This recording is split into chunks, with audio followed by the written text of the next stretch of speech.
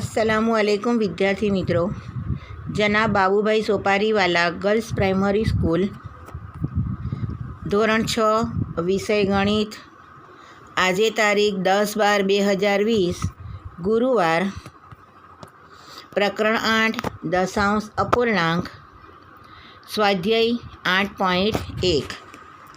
જો વિદ્યાર્થી મિત્રો, સ્વાધ્યાય 8.1ના દાખલા ગણતા પહેલાં અગાઉના તાસમાં એટલે કે અગાઉના વિડીયોમાં આપણે પીપીટી દ્વારા દશાંશ સંખ્યા કોને કહેવાય એટલે કે દશાંશ અપૂર્ણાંક કોને કહેવાય તે શીખી ગયા અને એના સ્થાન વિશે શીખી ગયા કે જે સંખ્યામાં દશાંશ ચિહ્નનો ઉપયોગ કરીને સંખ્યા લખવામાં આવે તેને દશાંશ સંખ્યા કે દશાંશ અપૂર્ણાંક કહેવામાં આવે છે। બરાબર। દશાંશ ચિહ્નની ડાબી બાજુએ જે સંખ્યા હોય તેના સ્થાન આવે એકમ, દશક, 100, 1000 વગેરે। બરાબર। અને દશાંશ ચિહ્નની જમણી બાજુએ એટલે કે પાછળની બાજુએ જે સ્થાનની સંખ્યા હોય તેને કહેવાય દશાંશ, શતાંશ અને સહસ્ત્રાંશ। એ આપણે શીખી ગયા। બરાબર। દશાંશ એટલે 1/10, શતાંશ એટલે 1/100 અને સહસ્ત્રાંશનો મતલબ થાય 1/1000। એ સંખ્યાને આપણે અંકમાં પણ લખતા શીખી ગયા। હવે આજે આપણે એ સંખ્યાને સ્વાધ્યાય 8.1માં એ જે સંખ્યા આપી છે તે સંખ્યાની સ્થાન કિંમત આપણે ફરીથી સમજીશું। બરાબર। સ્વાધ્યાય 8.1 પ્રશ્ન 1, નીચેની દશાંશ સંખ્યાઓની સ્થાન કિંમત લખો। બરાબર। ચલો, એમાં પહેલી સંખ્યા છે 19.4 દશાંશ। એને કેવી રીતે વંચાય? શબ્દમાં વાંચતા અને લખતા મેં તમને અગાઉની પીપીટીમાં સમજાવ્યું છે। 19.4 દશાંશ। હવે આ સંખ્યાની આપણે સ્થાન કિંમત લખવાની। પ્રથમ સંખ્યાનો આપણે વિસ્તાર કરીશું અને તેના પરથી આપણે તેની સ્થાન કિંમત લખીશું। બરાબર। ચલો જુઓ, અહીં 19.4 પોઈન્ટ એટલે દશાંશ ચિહ્ન છે, એની આગળ એટલે કે ડાબી બાજુએ પહેલું સ્થાન એકમ અને બીજું સ્થાન દશક। એટલે એકમના સ્થાનમાં છે 9 અને દશકના સ્થાનમાં છે 1। તો આપણે એકની સ્થાન કિંમત લખતા પહેલાં એનો વિસ્તાર કરીએ। 1 દશકના સ્થાનમાં છે એટલે અહીંયા લખીશું 1/10 વત્તા 9 એકમના સ્થાનમાં છે એટલે 9/1। બરાબર। પછી છે દશાંશ ચિહ્ન પછી 4 છે, તો દશાંશ ચિહ્ન પછી જે સંખ્યા આવે તે પહેલી સ્થાનની સંખ્યા કહેવાય દશાંશ। શું કહેવાય? દશાંશ। એટલે એનો વિસ્તાર થશે 4/1 દશાંશ। બરાબર। હવે એ વિસ્તાર પરથી આપણે સંખ્યાની સ્થાન કિંમત લખીએ તો 1ની સ્થાન કિંમત 1/10 એટલે કે 10 એકા 10 એટલે 1ની સ્થાન કિંમત થશે 10। પછી 9ની સ્થાન કિંમત 9/1 એટલે કે 9 એકા 9 એટલે 9ની સ્થાન કિંમત થશે 9। અને 4 એ દશાંશના સ્થાનમાં છે એટલે એની સ્થાન કિંમત 4/1 એટલે 4 એકા 4 અને છેદમાં 10 એટલે કે 4 દશાંશ। બરાબર। એટલે આ રીતે સંખ્યાનો વિસ્તાર કરીને પછી આપણે એની સ્થાન કિંમત સરળતાથી લખી શકીએ છીએ। બરાબર। ચલો બીજી સંખ્યા લઈએ। બીજી સંખ્યા છે 0.3 દશાંશ। એટલે દશાંશ ચિહ્ન પછી ફક્ત એક જ સ્થાન છે। બરાબર। હવે આગળ 0 પોઈન્ટ છે, 0 એ એકમના સ્થાનમાં છે। બરાબર। એટલે એનો વિસ્તાર થશે 0.1 બરાબર વત્તા 3 એ દશાંશના સ્થાનમાં છે એટલે એનો વિસ્તાર થશે 3/1 દશાંશ। બરાબર। હવે એના પરથી એની સ્થાન કિંમત લખીએ તો આપણે અગાઉ પણ શીખી ગયા કે કોઈ પણ સ્થાનમાં 0 હોય તેની સ્થાન કિંમત હંમેશા 0 થાય। અને એમ પણ આપણે જોઈએ કે 0/1 કોઈ પણ સંખ્યાને 0 સાથે ગુણાકાર કરો, જવાબ હંમેશા 0 આવે। એટલે 0ની સ્થાન કિંમત થશે 0 અને 3ની સ્થાન કિંમત થશે 3 દશાંશ, કારણ કે 3 એ દશાંશના સ્થાનમાં છે। બરાબર। ચલો ત્રીજી સંખ્યા લઈએ। ત્રીજી સંખ્યા છે 10.6 દશાંશ। 10.6 બરાબર. ચલો, દશાંશ ચિહ્નની આગળ એટલે કે ડાબી બાજુએ એકમના સ્થાનમાં 0 અને દશકના સ્થાનમાં છે 1 બરાબર. એટલે દશકના સ્થાનમાં 1 એટલે લખાશે 1 × 10 વત્તા એકમના સ્થાનમાં 0 છે એટલે લખાશે 0 × 1 વત્તા દશાંશ ચિહ્ન પછી દશાંશ સ્થાનમાં છે 6 એટલે એનો વિસ્તાર થશે 6 × 1 દશાંશ. હવે વિસ્તાર પરથી તેની સ્થાન કિંમત જોઈએ તો 1ની સ્થાન કિંમત 1 × 10 એટલે 10 બરાબર. 1ની સ્થાન કિંમત 10. પછી છે 0 × 1 એટલે એનો જવાબ હંમેશા 0 આવે એટલે 0ની સ્થાન કિંમત 0. અને 6 એ દશાંશના સ્થાનમાં છે એટલે 6 × 1 દશાંશ એનો મતલબ થશે 6 દશાંશ એટલે 6ની સ્થાન કિંમત થશે 6 દશાંશ બરાબર. ચલો આગળ ચોથી સંખ્યા 205.9 શું વંચાય એને 205.9 આપણે જેવું વાંચીએ તેવું શબ્દમાં પણ આપણે લખવાનું બરાબર. હવે જુઓ દશાંશ ચિહ્નની આગળ એટલે કે ડાબી બાજુએ પહેલું સ્થાન એકમના સ્થાનમાં છે 5, દશકના સ્થાનમાં છે 0 અને 100ના સ્થાનમાં છે 2. તો આપણે એનો વિસ્તાર કરીશું 2થી શરૂઆત કરીએ.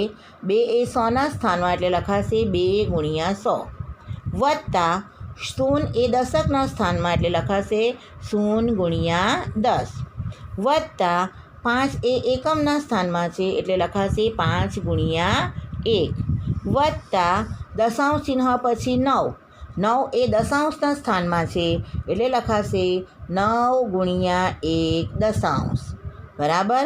ચલો હવે વિસ્તાર પરથી તેની સ્થાન કિંમત લખીએ તો 2ની સ્થાન કિંમત 200. કેવી રીતે 200 થઈ તો અહીંયા આપણે ગણતરી કરીએ કે 2 × 100 એટલે 200 બરાબર. ચલો શૂન્યની સ્થાન કિંમત 0 બરાબર. શૂન્યની સ્થાન કિંમત 0 અગાઉ પણ આપણે શીખી ગયા. એમ પણ 10 × 0 કરીએ એટલે કોઈ પણ સંખ્યાને 0 વડે ગુણીએ જવાબ હંમેશા 0. ચલો 5ની સ્થાન કિંમત અહીંયા છે 5 × 1 એટલે કે 5 × 5 5ની સ્થાન કિંમત 5 અને 9ની સ્થાન કિંમત 9 એ અહીંયા દશાંશના સ્થાનમાં છે એટલે 9 × 9 ને છેદમાં 10 એટલે 9 દશાંશ બરાબર. એટલે આ રીતે સંખ્યાનો વિસ્તાર કરીને આપણે સ્થાન કિંમત લખી શકીએ છીએ બરાબર. ચલો હવે પ્રશ્ન 2 નીચેના દરેકને દશાંશ અપૂર્ણાંક સ્વરૂપે લખો બરાબર. નીચેના દરેકને દશાંશ અપૂર્ણાંક સ્વરૂપે લખો એટલે કે અહીં જે શબ્દમાં આપેલું છે તેને આપણે સાદા અપૂર્ણાંકમાં ફેરવ્યા પછી દશાંશ ચિહ્નનો ઉપયોગ કરીને દશાંશ અપૂર્ણાંકમાં લખવાનું છે. એ દશાંશ અપૂર્ણાંકમાં કેવી રીતે લખાય મેં તમને અગાઉ પીપીટીમાં સમજાવ્યું છે ને એ નોંધ મેં તમને નોટમાં પણ લખવા આપી છે બરાબર. ચલો પહેલી સંખ્યા કઈ છે 7 દશાંશ. 7 દશાંશ એટલે 7/10. આ જે 7/10 લખેલું છે તે સાદા અપૂર્ણાંકમાં છે. આપણે શેમાં લખવાનું છે દશાંશ અપૂર્ણાંકમાં. દશાંશ અપૂર્ણાંકમાં એટલે વચ્ચે દશાંશ ચિહ્નનો ઉપયોગ કરવો પડે બરાબર. ચલો તો 7/10 તો એને કેવી રીતે લખાશે અહીંયા મેં લખ્યું છે 0.7 એટલે કે 0 અને 7ની વચ્ચે દશાંશ ચિહ્ન છે બરાબર. હવે જુઓ 7/10 મેં તમને અગાઉ સમજાવ્યું કે છેદમાં 10 હોય તો દશાંશ ચિહ્ન પછી એક સ્થળ આવે. હવે 7 દશાંશ છે. 7 દશાંશની આગળ અહીં કોઈ પૂર્ણાંક સંખ્યા આપી નથી. પૂર્ણાંક સંખ્યા ન આપેલી હોય ત્યારે આપણે 0 મૂકવું પડે અને 7 દશાંશ એટલે કે દશાંશ ચિહ્નની પછી 7 આવે એટલે કે 7 એ દશાંશના સ્થાનમાં છે તો દશાંશનું સ્થાન એ દશાંશ ચિહ્ન પછી પહેલું આવે એટલે એને આપણે દશાંશ અપૂર્ણાંકમાં લખીશું 0.7. એને 0.7 પણ વંચાય અને 0.7 પણ વંચાય અને લખાય બરાબર. ચલો બીજી સંખ્યા લઈએ. બીજી સંખ્યા છે 2 દશક અને 9 દશાંશ. 2 દશક એટલે 20. કેવી રીતે કારણ કે 2 દશક એટલે દશકના સ્થાનમાં 2 છે. એકમ પછી દશકના સ્થાનમાં 2. 1 દશક એટલે 10 તો 2 દશક એટલે 20 બરાબર. એટલે અહીંયા આવશે 20 પછી વત્તા શું છે અને 9 દશાંશ. 9 દશાંશ એટલે 9/10 બરાબર. એને આપણે સાદા પૂર્ણાંકમાં લખ્યું. હવે એને આપણે દશાંશ અપૂર્ણાંકમાં લખીશું. તો અહીં આપણી પાસે 20 પૂર્ણાંક સંખ્યા છે અને 9 દશાંશ એ અપૂર્ણાંક સંખ્યા છે. 9/10 એનો મતલબ એમ થયો કે દશાંશ ચિહ્ન પછી એક સ્થળ આવવું જોઈએ બરાબર. એટલે અહીંયા 20 અને 9ની વચ્ચે દશાંશ ચિહ્ન મુકાશે. એટલે દશાંશ અપૂર્ણાંકમાં એને આપણે લખી શકીએ 20.9. 9 મૂકીએ એટલે એને વંચાય 9 દશાંશ બરાબર. ચલો આગળ ત્રીજી સંખ્યા 14.6. અહીંયા તો આપી દીધું છે બેઠું 14.6 એટલે પોઈન્ટનો મતલબ શું થાય? દશાંશ ચિહ્ન. 14 અને 6ની વચ્ચે દશાંશ ચિહ્ન મૂકવાનું છે. એટલે 14 લખીને પછી દશાંશ ચિહ્ન અને પછી 6. ચલો એના પછી છે 100 અને 2 એકમ. 100 અને 2 એકમ એટલે કે 100ના સ્થાનમાં 100, દશકના સ્થાનમાં કંઈ નથી અને એકમના સ્થાનમાં છે 2. એટલે 100 + 2 એકમ એટલે 100 + 2. 100 + 2 કેટલા થશે? 102. અહીં દશાંશ ચિહ્ન પછીની કોઈ સંખ્યા આપી નથી. દશાંશની પણ નથી, શતાંશની પણ નથી અને સહસ્ત્રાંશની પણ નથી. ખાલી 100 + 2 એટલે એ 102 એ પૂર્ણાંક સંખ્યા છે. એટલે આગળ પહેલાં લખાશે 102, પછી દશાંશ ચિહ્ન અને એના પછીની કોઈ સંખ્યા નથી એટલે આપણે મૂકી દેવાનું 0 બરાબર. ચલો એના પછી છે 600.8 બરાબર. અહીંયા તો પોઈન્ટ એટલે સમજી જવાનું કે દશાંશ ચિહ્ન મૂકવાનું. કોની વચ્ચે? 600 અને 8ની વચ્ચે. એટલે 600 લખવાના, પછી દશાંશ ચિહ્ન અને 8. 600.8 એને કેવી રીતે વંચાશે? 600.8 દશાંશ. શું વંચાય? 600.8 દશાંશ બરાબર. ચલો આગળ પ્રશ્ન 3. નીચેના દરેકને દશાંશ સ્વરૂપે લખો બરાબર. શું છે એમાં? હવે જુઓ, અહીં જે સંખ્યા આપી છે તે સાદા અપૂર્ણાંકમાં છે. આપણે લખવાની છે એમાં દશાંશ અપૂર્ણાંકમાં એટલે કે દશાંશ સ્વરૂપે બરાબર. કઈ સંખ્યા છે આ પહેલી? 5 દશાંશ. શું વંચાય એને? 5/10 છે એટલે 5 દશાંશ. હવે છેદમાં 10 હોય તો દશાંશ ચિહ્ન પછી એક સ્થળ આવે. હવે 5 દશાંશની આગળ અહીં કોઈ પૂર્ણાંક સંખ્યા નથી બરાબર. પૂર્ણાંક સંખ્યા ન હોય તો પહેલાં 0 મૂકવાનું અને પછી પોઈન્ટ મૂકીને 5. એટલે એનો જવાબ આવશે 0.5. કારણ કે પૂર્ણાંક સંખ્યા કોઈ નથી તો 0 અને 5 દશાંશ એટલે 5 એ દશાંશના સ્થાનમાં આવે. દશાંશનું સ્થાન ક્યાં આવે? દશાંશ ચિહ્ન પછી પહેલું સ્થાન. એટલે અહીંયા આવશે 0.5. 5 દશાંશને લખાય 0.5. ચલો બીજી સંખ્યા લઈએ 70 + 8 દશાંશ. 70 + 8 દશાંશ એનો મતલબ એમ થયો કે 70 એ પૂર્ણાંક સંખ્યા છે અને 8 દશાંશ એ અપૂર્ણાંક સંખ્યા છે બરાબર. એટલે આપણે એને દશાંશ અપૂર્ણાંકમાં લખીશું.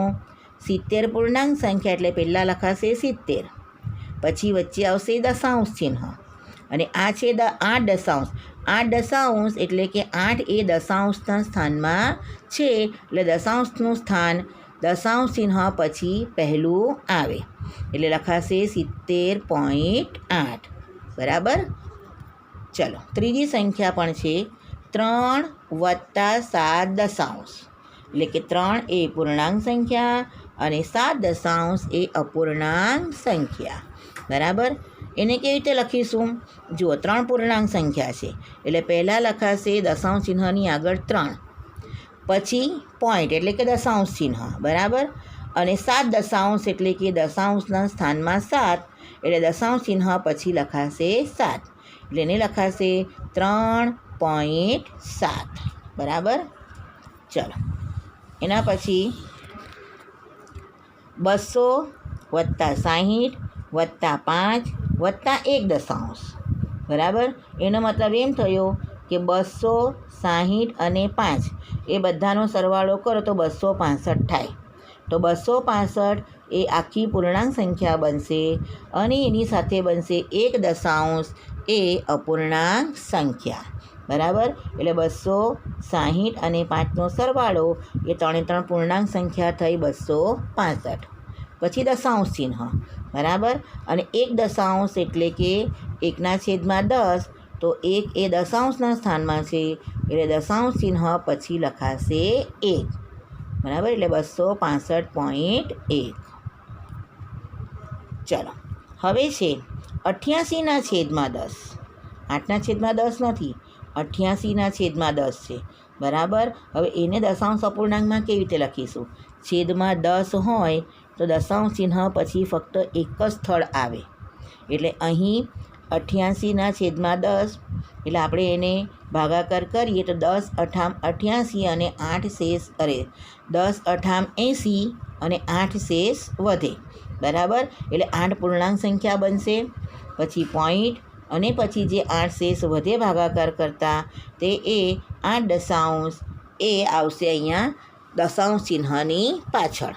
બરાબર. એટલે છેદમાં 10 હોય તો દશાંશ ચિહ્ન પછી એક સ્થળ આવે અને એક સ્થળ બનાવવા માટે આ બંને 8ની વચ્ચે આપણે દશાંશ ચિહ્ન મૂકવું પડે.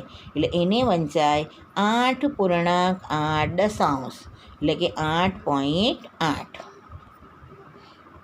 ચલો હવે છે છેલ્લી સંખ્યા 4.2. પૂર્ણાંક સંખ્યા છે 4 અને અપૂર્ણાંક સંખ્યા છે 2. બરાબર. એટલે આપણે એને દશાંશ ચિહ્નનો ઉપયોગ કરીને લખીશું. પૂર્ણાંક સંખ્યા 4 એટલે આગળ આવશે 4, પછી વચ્ચે દશાંશ ચિહ્ન અને અપૂર્ણાંક સંખ્યા છે 2 એટલે કે દશાંશના સ્થાનમાં 2 એટલે લખાશે 4.2. બરાબર. સમજ પડી દરેક જણાને? હવે જુઓ દરેક વિદ્યાર્થી મિત્રો, મેં જે તમને સ્વાધ્યાય 8.1ના દાખલા અહીં સમજાવ્યા એ દરેક જણાએ ગણિતની નોટમાં પ્રકરણનું નામ અને સ્વાધ્યાયનું હેડિંગ મારીને 8.1 એ સ્વાધ્યાયનું હેડિંગ મારીને દરેક જણાએ વ્યવસ્થિત રીતે ગણિતની નોટમાં લખવાના રહેશે. Thank you.